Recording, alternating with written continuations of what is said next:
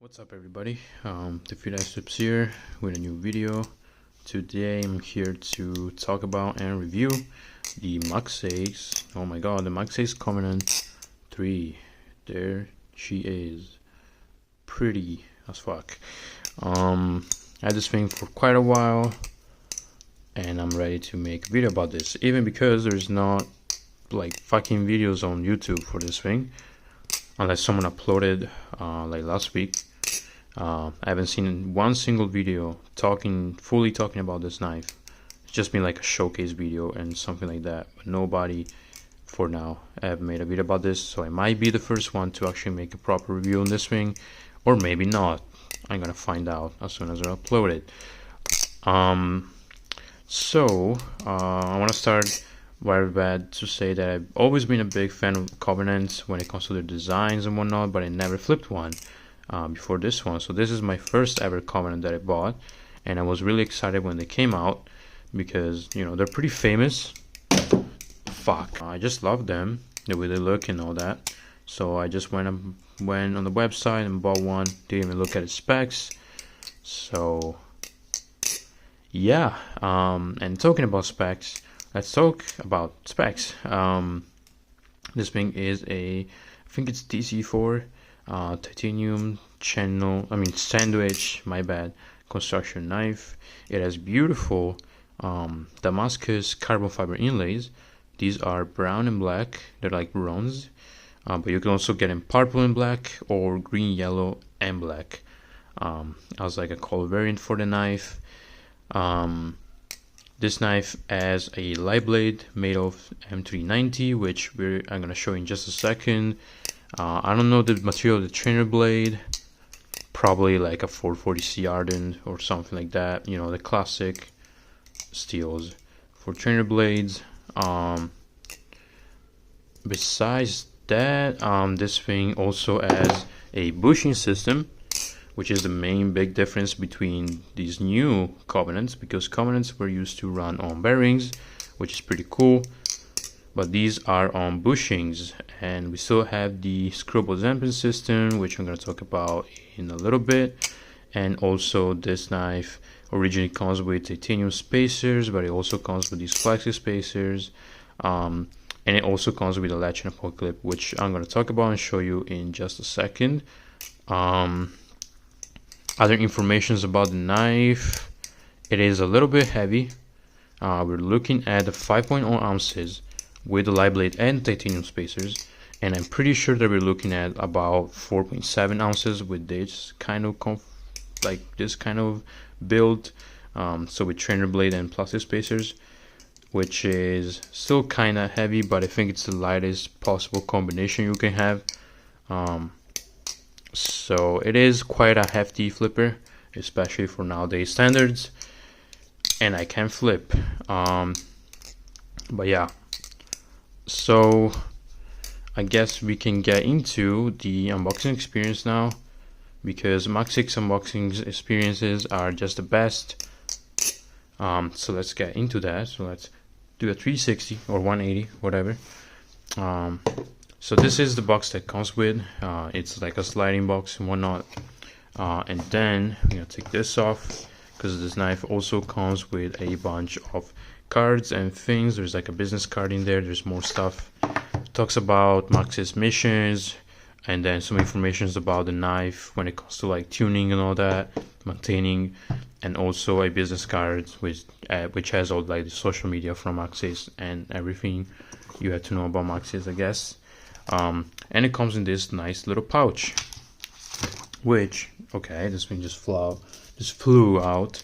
But it comes with a classic microfiber cloth branded Maxace. All Maxace knives comes with this thing.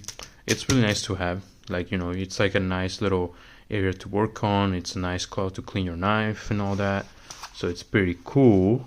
I guess I'm gonna show you the beautiful light blade, the M390 light blade. I love the finish on this. It looks really clean, but yet really aggressive, and it is really fucking sharp. I love the way this thing looks. The Japanese tanto is just amazing, and then like with the endos, it is just great. Like you can kind of picture it a little bit. it just looks amazing. And it is such a good blade. And also, I'm pretty sure this is going to be really durable, because I had my Serpent Striker V3, which is a 14 CN or something like that, 1428 CN, and that thing still is really sharp even after like years, like 1.5 years of cutting shit up and dropping on fucking tiles and stuff like that. The knife still is cutting like crazy good, so I have no doubt that it's gonna be a good blade. So right here we have the titanium spacers and the pocket clip, which is titanium, which pocket clip and latch, they work really well. Spring latch, it's really nice. Pocket clip, it's really nice and work fine. It's pretty much hold together by a sex bolt and a screw, and you just take that off and everything comes off. There is also like a little pin on the bite side. There's like a little hole. Let me see if I can show you. I'm trying to get some lighting in there. You see the little hole right there? There's like a little like metal little part pin that holds the spring in, and you take that off as well, and the latch just comes off really easily. But I mean, the latch and the pocket clip do work really well for their purpose, but especially the latch, but also the pocket clip, throw off the balance of the knife quite a bit. So of course, if you're looking for this knife for flipping, I would definitely say take off the latch and the pocket clip. If you want this knife for reducing and you like to have a latch and a pocket clip, then just keep them on because they're really good. Back to this. This knife also comes with a bunch of different hardware. You can see the latch in there. There it is. It's mostly titanium besides that little stainless steel pin. It is a spring latch, and if you can see, there's an extra spring over there. So this knife comes with an extra spring, which is really nice because a lot of people usually just pull the latch out from the knife. So if you want to put it back, you have an extra spring, or if the spring gets damaged because you're doing some work or whatnot, you have an extra one to put on, so you can put the latch back on. Besides that, it comes with extra pivots, pivot screws, body screws, sex bolts, Zen pins and screws, Zen pin screws, and just a lot of shit. It comes with a lot of hardware, and I would say that the overall unboxing experience, it's a 10 out of 10. Like, Maxace always leads the unboxing experience. Can't really talk shit about it. It's really good. Okay, so we're back here with a knife. We're gonna go over now some tolerances and sound test / talking about a little bit on the Zampin system. But let's go over tolerances. So this ring has been lubed probably like a week ago, something like that. It is probably not the best tuning. The trainer blade also is a little thicker, and it has a little worse tolerances than the light blade in my opinion, at least for mine. So it's not going to be the best tolerances, it's not going to be the best tune, but this is tolerances. I mean, these are tolerances.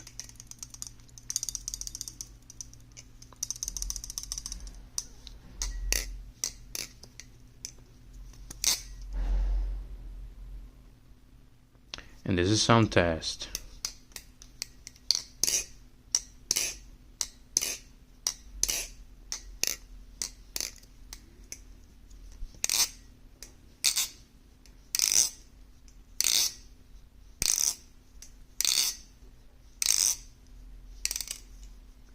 So it's pretty bouncy,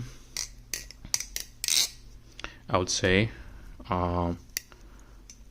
I don't mind the sound, and the tolerances, they're not bad, but oh my god, they're not amazing.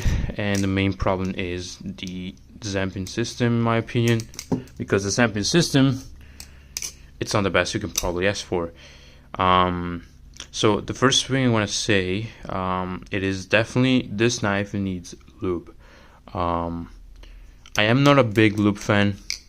Like, most of my knives are gonna be dry, or like I put some lube like once every like 2 months, and then I let them, dry out until I feel like I want to lube them again, or I want to hear them how they sound lubed. So then I just put lube back on. But I mostly flip dry because I like to flip dry. I think dry is a little more responsive.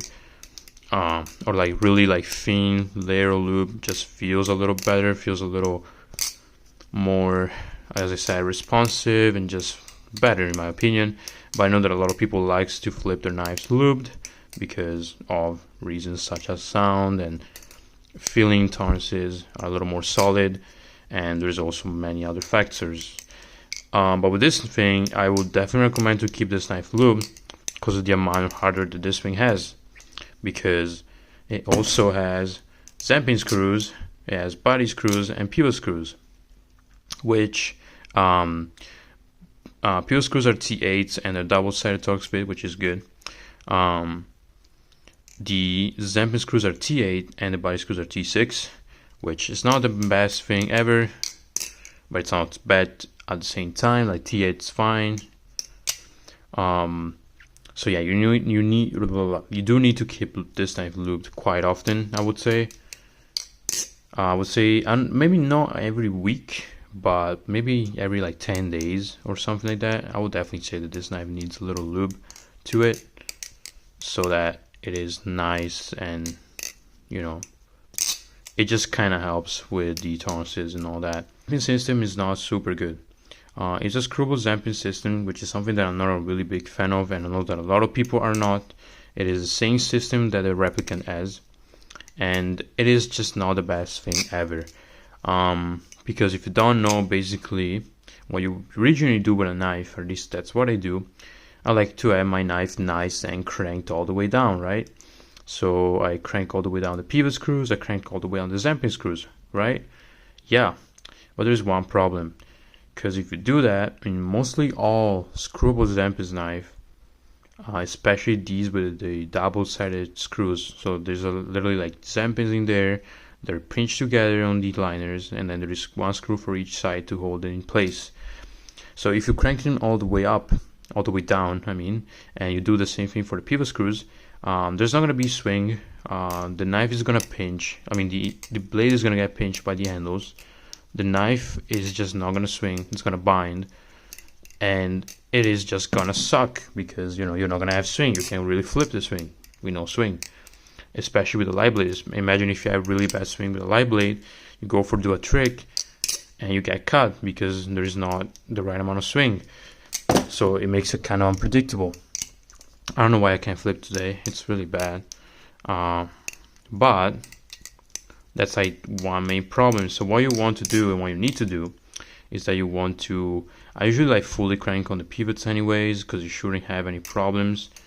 But then I go for the zamping screws and I try to tighten them as much as I can, and find the right amount so that I can have swing and not having these zamping screws falling out every 3 seconds, which is actually good for this knife because it does have a pretty decent system. Like, I don't have problems with screws falling out even though they're not all the way fully tightened, so that's great.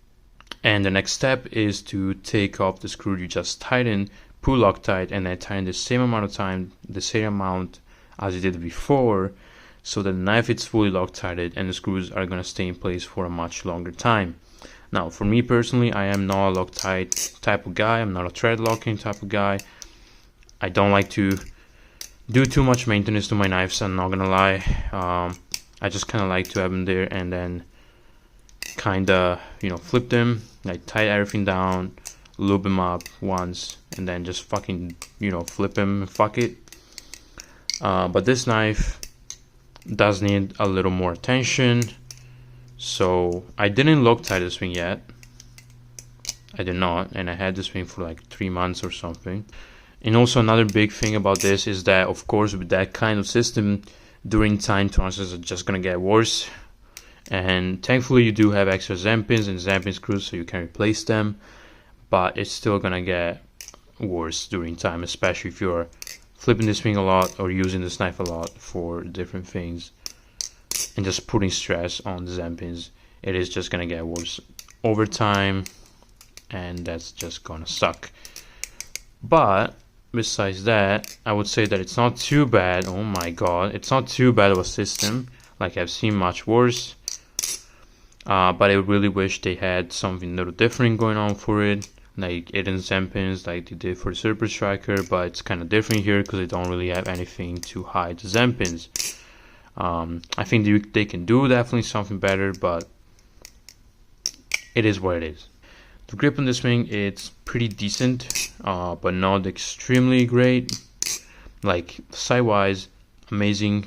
Change designs, they're the best for side grip. I really love this wing for that, because like, you know, turtling and stuff like that, it's like really easy because you have a lot of grip. So oh my god, so the knife is not gonna get away from you, and you can do all your shit fine because it has good side grip. The faces, they do have the, oh my god, they do have the inlays, which are placed in pretty decent spots, but they're not extremely grippy. Like the texturing on this the Maxace carbon fiber, it's really smooth and kind of dry, so that does allow to have a really nice feeling, but it doesn't really give as much grip as you may think it does. Like G10 patterns are definitely more grippier than this, so I would say that it's not bad grip, but it's not amazing grip either. So I wouldn't be surprised if somebody thinks this knife is kind of slippery, especially with the fact that it's on the heavy side, you know. So yeah, gym pins are kind of mid, to be honest. The plastic spacers have better gym pins, but since it's a sandwich design, you don't have gym pins inside because they're just on the spacers. So gym pins are just not gonna be too great. Let me see if I can get into ladders. I can, but they're also not that good. I am really bad at ladders and all that, so yeah, they're not amazing. You can do ladders probably, but this knife is also heavy once again, so it might be a little weird to maintain a ladder on this wing. I'm pretty sure that people out there that knows how to flip better than me, and there's a lot of people because I'm trash, definitely can do ladders, but they're not the most comfy ladders. I'm just gonna say that they're not the easiest ladders to do, they're not the most comfy ladders to do, they're just okay, you know. So I'm gonna talk about the trainer blade first, and then we're gonna talk about the light blade. Trainer blade with titanium spacers, the one that I don't have on right now, it's pretty much a handle bias flipping experience. Fans are not gonna be extremely clean. There's gonna be a little handle drag. Rollover is gonna be pretty sticky, and it's gonna feel just handle bias pretty much. Now it's a little bit different because the weight distribution on titanium spacers, it's a little bit weird, but we're gonna talk about that in just a second when we go over the light blade.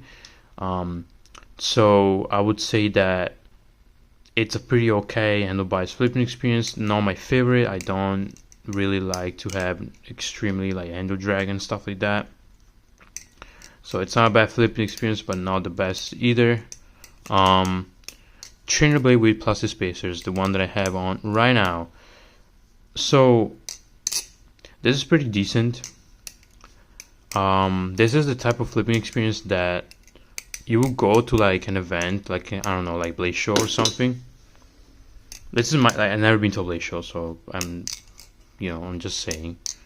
But it's like the kind of thing that, I don't know, you do a meetup, you go to Blade Show, you have this knife, you hand it to people, be like, try the Covenant tree with this configuration. I feel like this is the type of flipping experience that everybody will pick up and be like, yeah, it's pretty cool. It's not mind-blowing, but it's not bad either, you know. Ugh, so bad. It's like, it's just an alright flipping experience. It's kind of fun because it's a little bit heavier. It's a little bit different, or also like feeling wise and whatnot. But it's not amazing. I do like it, and I do like to flip this knife from time to time. Like when I come back home from work, and I'm like, I want to flip a knife. Sometimes I'm like, I want to flip the Covenant 3. It's like a nice knife to have there, ready to flip. It's a really easy go-to flipper. It's a really easy like desk flipper to have fun with. but it's nothing that in my opinion will take you from one level to a completely like more advanced level. I feel like it's an extremely competitive flipping experience for what it is. And for the flipping experience, you're looking at much cleaner, as you can see. Fanning. Rollovers are still kind of sticky, not as sticky as the titanium spacer one, but they're still pretty sticky. Fuck. Again, I'm really bad at flipping, but like they're pretty damn sticky, you know. I can't complain about that. Like what the now the light blade, it's a little more complicated. You can see it does have a lot of tip weight, and it's a pretty heavy light blade. And it's nice also like the fact that there is like weight reduction right here with this little hole, so there's not too much pivot weight, but there's also a bunch of weight right here, so that's good. And light blade flips really nice when it comes to fanning. Like fans with light blade with either titanium or plastic spacers are amazing. It is T flat, T fan, really good. But it's also a little bit weird because with the plastic spacers, you definitely have a more blade bias flipping experience with really clean fans, not super sticky rollovers, so it feels a little, you know, blade bias. The titanium weights and I mean spacers are better for the balance of the knife, which I think it's still like maybe like slightly handle bias, but it's kind of hard because the fans are really good, rollovers are better, and the balance it's not bad. Like it feels pretty nice balance wise, but the main problem to me is weight distribution, because the blade has a bunch of weight and it works fine and it works good, but the titanium spacers are not the same. They're not as good as the plastic spacers when it comes to how they're designed, because the fact that these are designed to have a latch and a pocket clip and a spring latch, which means that a spring latch is going to take much more space in your knife than a normal latch.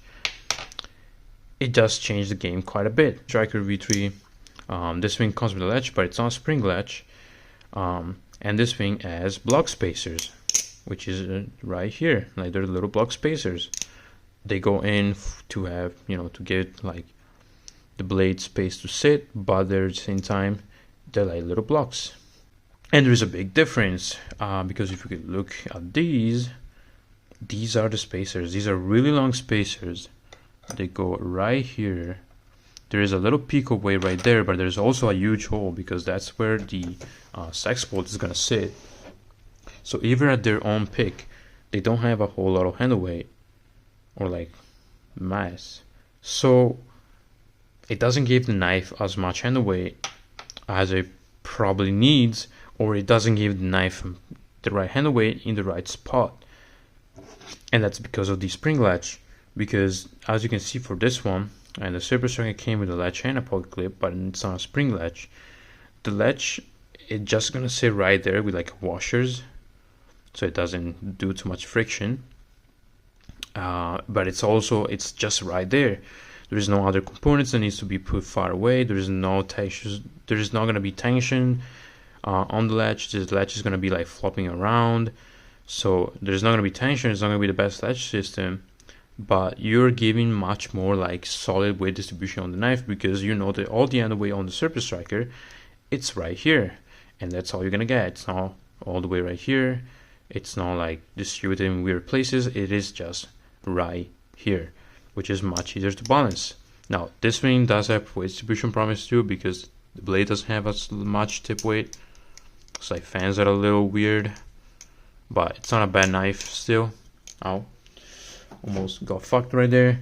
But this one, with the fact that it's giving room for a spring latch, which means that the latch is gonna sit over here, and then there's gonna be the little pin with the spring over here.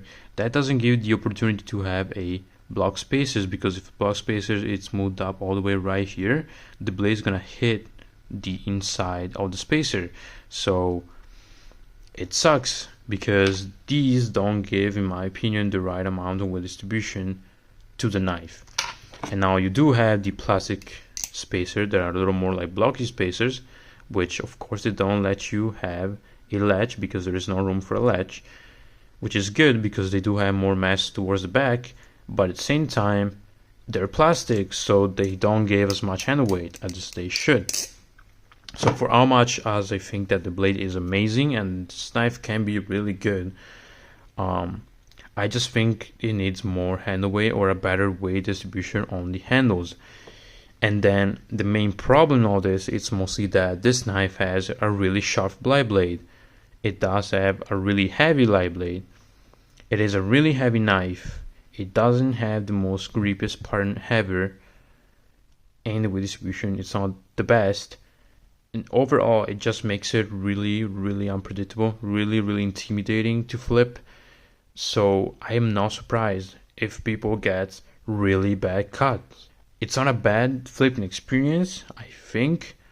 I think that this knife, if it had a little better weight distribution with a titanium spacer, could be a pretty good flipper and maybe even a competitive flipper. If we're talking about the flipping experience itself, without analyzing the fact that it doesn't have really good jipping and all that. But it is also really unstable and intimidating to flip, and I would not say, and I would not recommend this knife, especially if you're new and you never flipped something heavy. This knife, it's not for you, man. I wouldn't recommend it. If you're looking for this thing, and if you're more experienced, why not? You can try it. And I would recommend it if you like the way it looks and you want to flip the trim blade, you don't really care about the light blade, that's fine. If you're a collector, you can buy this thing. If you are looking for an EDC knife to kind of like do like a standard opening every time, or like do like the fast opening or things like that, I would say yeah. But if for more complicated flipping, I would be scared of that thing, to be honest. And the way that I would solve this problem is hopefully somebody and already has the ZP Bison, if he's planning on making any kind of weights for this thing. And he said that it's not planning it on right now, but he might do it in the future. I just think it will be great because this knife needs a little more of a better weight distribution. And it's also kind of hard to make this thing a nice block spacer because the pockets for the Zen pins are really far in the blade, and so the blade closes really close to the handles. And also, if you can see, it's kind of long, so like there is some kind of materials you can add to that, but it's not as much as you may think. This is my take on the Covenant 3. I hope you enjoyed the video. I hope you enjoyed the video, and I'll see you guys in the next one. Bye.